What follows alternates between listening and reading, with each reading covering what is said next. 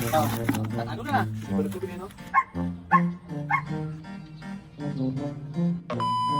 Kagabi nga po pala mga kaprobinsyano, napagtripan po naming manghuli ng palaka. Sinubukan lang po namin at malakas din po kasi naging ulan kahapon. Sa isang oras sa pangingilaw namin, ito ang aming nahuli. Ito nakuha lang po namin dito sa tabing bahay. Hindi ko na nga po na-videohan yung actual na panghuhuli namin. At nakakatakot din po kasi yung kidlat, baka po tayo tamaan. Pagbukas nga namin ng timba kanina, nagtalunan pa nga at hindi pa pala nababalian ng hita yung iba. At ito naman pong aming amain, siya naman pong naglinis na itong palaka. Kung makikita nyo po, talagang bihasa na po siya sa paglilinis. At mula pagkabata po, ganyan na yung kanyang gawain. Naikwento pa nga po niya, nung siya bata, imbis na pumasok daw po siya sa school, dumidiretso siya doon sa irrigation para mamingwit ng palaka. Kaya kapag tinatanong po siya ng kanyang nanay, kung ilan daw po yung markang nakuha niya sa school, ayun, nakasampung dakma naman daw.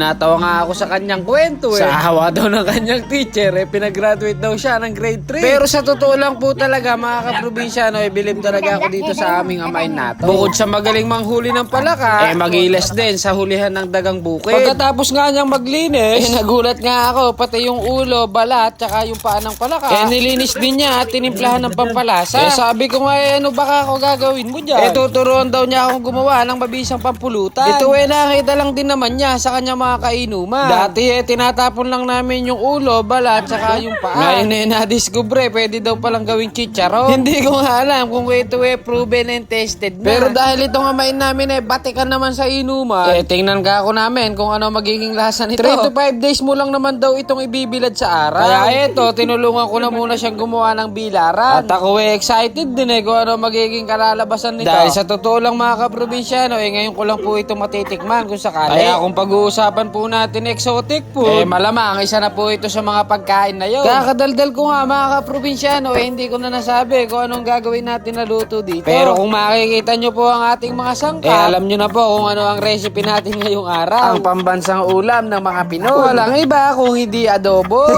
Sino po ba sa inyo ang mahilig din sa adobong koka? Tapos lalagyan natin itong marami-raming sila.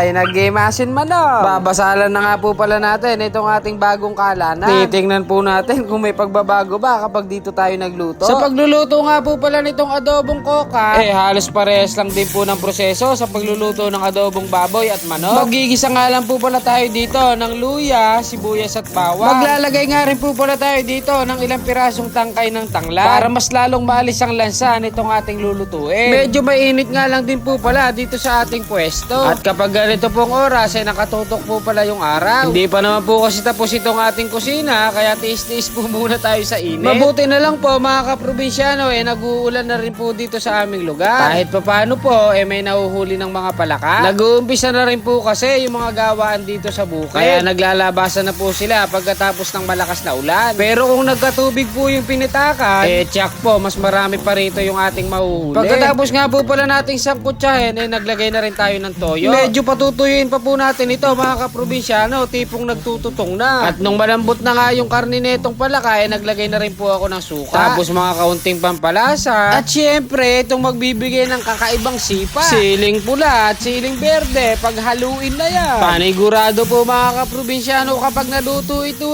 wala itong kalansa-lansa. At ilang minuto nga lang, ayan na, luto na ang ating adobong koka. Syempre, bago natin hanguin, ipapatikim ko po muna sa aking bayaw. Ayaw, not goods na raw mga kaprobinsyano. Tara po at hanguin na po natin. At nagugutom na raw ang mga perso. Tara po at samahan nyo na po kaming kumain mga kaprobinsyano. At ito po ang the best kapag ulam adobo. Ilalagay natin yung kanin dito sa ating pinaglutuan na kawali para magkaroon tayo ng instant sinangag. Ganadong-ganado nga itong aking mga kasama. Tara. Tuloy ito At na-miss po kasi naming mag-ulam ng adobong palaka. Nung nakaraang taon pa po kasi kami huling nakapag-ulam nito. Kaya po kami nasabik din sa ganitong ulam. Dito na nga po pala ako nakapagplato sa kawali para damang-dama natin yung sarap ng ating niluto. O paano ba yan mga kaprobinsyano? Magpapakabusog muna tayo. Hanggang dito na lang po. Bye!